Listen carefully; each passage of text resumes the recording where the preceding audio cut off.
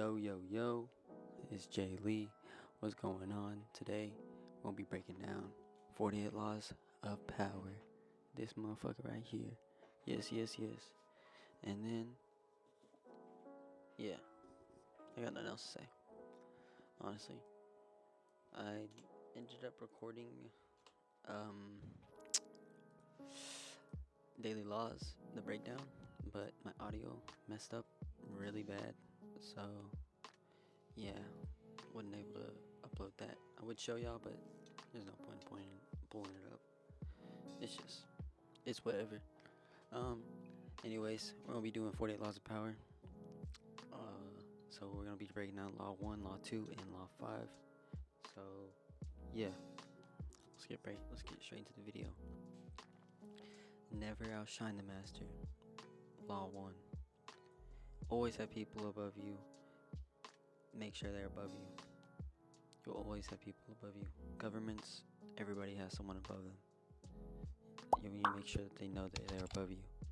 Never display your talents or anything you can do superior than them, because that will always bring resentment and it will always make them feel insecure.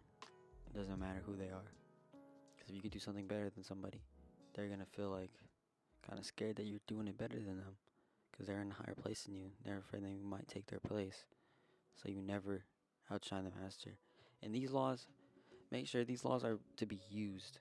The Robert Greene made this book for able to arm yourself against deceitful people and just to be safe. Also, if you really are that type of person, you could use these all the time. I mean, if you're that type of a demon, but you can't abuse any of these powers, because if you do, you always get caught. Most of the laws, because I've finished the whole book. Got all the little bookmarks and everything. Finished the whole book. And most of the laws, you can't over abuse them. You have to be very careful using them. You gotta really know how to use them. But yeah, you should never display your talents in front of a superior person than you. If you know they're higher up than you, do not do it. Sometimes you need some stories to kind of get to know some laws. So I'm gonna try to research some stories myself from the book. That's what I try to do. This is a Galileo story. He was an astronomer. He makes a lot of inventions. He was the one that made the scientific method, and he's the one that found Jupiter's moons. But anyways, in his time, he was basically making new inventions and then sending them off to like popes and like higher people of that time. And like this one person called Duke of Mantua, he was initially known as the Captain General of the people, whatever that was in that time. Okay, anyways, he kept sending people his inventions and stuff right as soon as he made them, and people would use them, people would do whatever. He's just helped a lot of people. He scratched a lot of people's backs and no one scratched his own. That's what happened. So instead of just showing his invention, because he just discovered like that the Jupiter had a fourth moon, like what I was talking about earlier, he discovered that. But since he's been sending it to all these people, he also in his past sent it to the Medici family, and he has a good reputation with them. So he knew that one of the Medici family was about to be crowned king. So what he did was, instead of outshine them or anything, showing his new inventions, because whenever he's setting these inventions, they're probably like, dang, this guy's pretty smart. I mean, I could never do this, but he just gave me the free sauce, so I'm finna just use it. But he was getting taken advantage of. Anyways, he knew that the ceremony was going to be on one day, so he went to them and he told them that Jupiter was going to have 4 moons around them or something like that, and that Jupiter was the god, and like I think the symbol, something with the symbol represented their family. So basically, on the ceremony, after the ceremony was done, he was like, okay, let me go see. And he wants to go check, and Jupiter had 4 moons, and he had 3 brothers. So that's 4 people around the 4, siblings around the Medici family symbol. So it's like it meant a symbol to them. So then he got praised for it already. And then the person he showed it to was Cosmo II. Cosmo II. And I don't know if I'm saying these right. Cosmio II. And then boom, as soon as he checked the telescope, he saw. And then after that, he was praising him. He landed him a good job, and then he gave him a job yeah, I gave him a good job. And that wraps up for Law 1, Never Outshine the Master.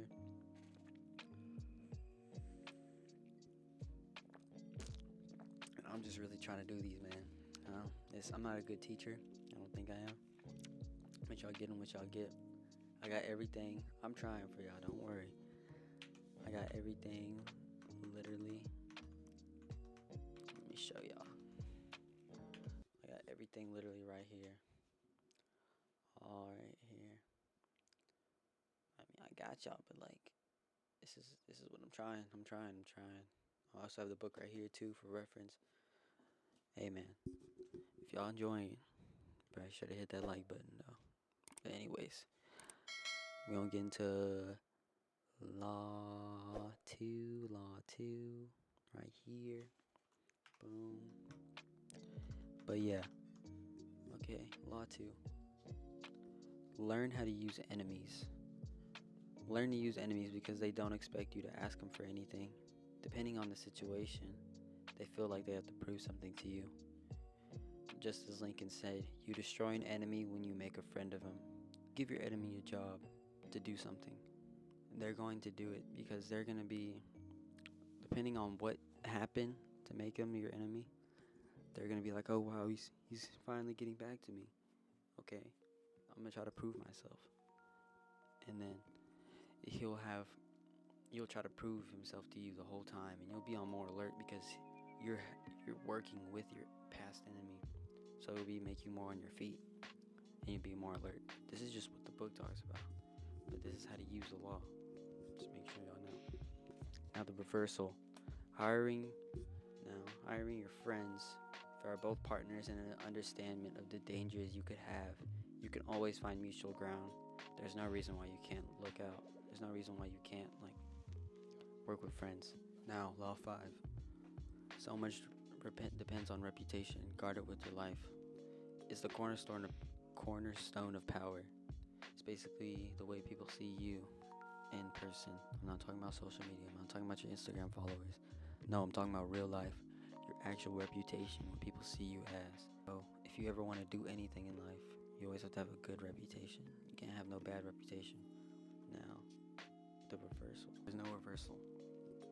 Because if you don't care about your reputation, people are just going to see you as just some retard that just doesn't care about life. You can't have that. Even though you don't care sometimes, or you just don't care to really care, you gotta care. Because not caring, you still care about something deep down. But yeah, you can't just live that life of emptiness, because then that's the reason why you're still where you are. Because you just don't care. You gotta start looking for more things, and you're gonna start doing more things. There's a lot of qualities. Look up good qualities, literally, and just find out what quality you want to implement. And yeah, that's Law 5. That's all of it, really. I got the rest of the laws already written down, but this video is already 17 minutes long. I'm gonna cut it a little bit, but yeah, I'm gonna try to keep them short because a lot of people got TikTok brains nowadays. So, but yeah, I hope y'all enjoyed the video. Let me know what y'all thought about the breakdown. And yeah, stay locked in. 2024. I'll see y'all.